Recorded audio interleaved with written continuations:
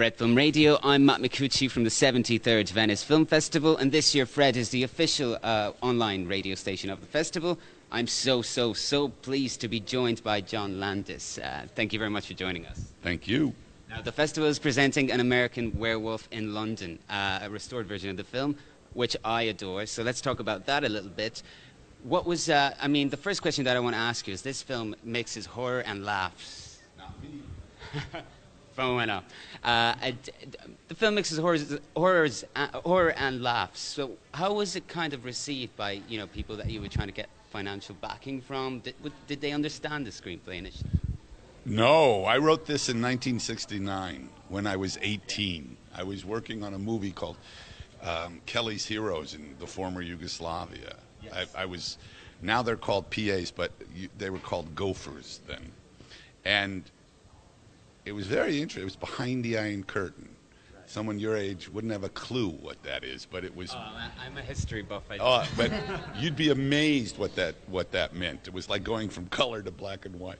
But anyway, and I witnessed this wacky thing, and it inspired me. I thought, what would I do if I was confronted with something supernatural? Because I know that it's not real, it's not true. So how would I deal with it if it was standing in front of me? And that basically inspired An American Werewolf in London. And the reason it's funny is it's not a comedy. It's a horror. It's a quite dark movie, but it is very funny.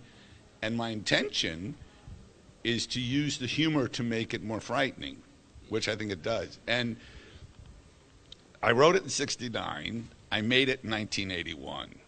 And I only could make it after the success of, I had 3 movies that were Kentucky Fried Movie, then Animal House, and then The Blues Brothers. And they were all very, very, very successful, so I could get the money to make this wacky movie. And I'm happy to say it was very successful internationally, and still is. Right, it is. It's a beloved classic. How are we doing on time?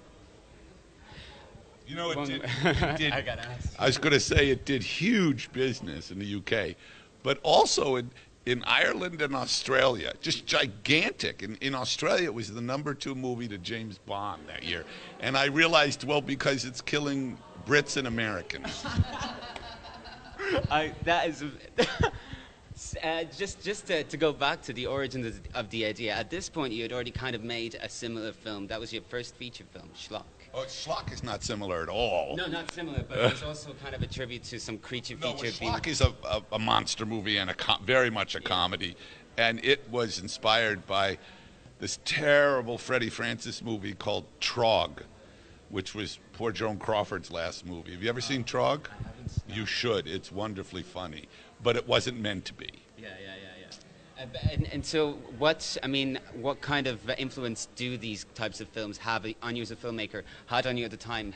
What do they have now in terms of influence?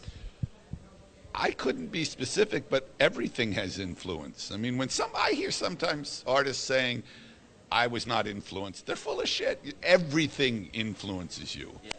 Whether, you're aware of it or not. It's like politics. People say, well, my film's not political. Of course it is, whether you intended it or not. Right, yeah. But regardless, I have very broad taste. I like highbrow and lowbrow. Yeah. I enjoy all kinds of stuff. Unfortunately, we're really running out of time, but thank you very much for joining us. It was a great pleasure talking to you. Are you coming tonight? I'm going to try my best, but... I'm going to try my best. The check's in the mail. He has the microphone. The dog ate my homework. We can't control the time. If you keep the microphone, we can keep you for longer. Okay, thank you very much. Thank you. Thanks a lot. And this is Fred Film Radio, the Festival Insider.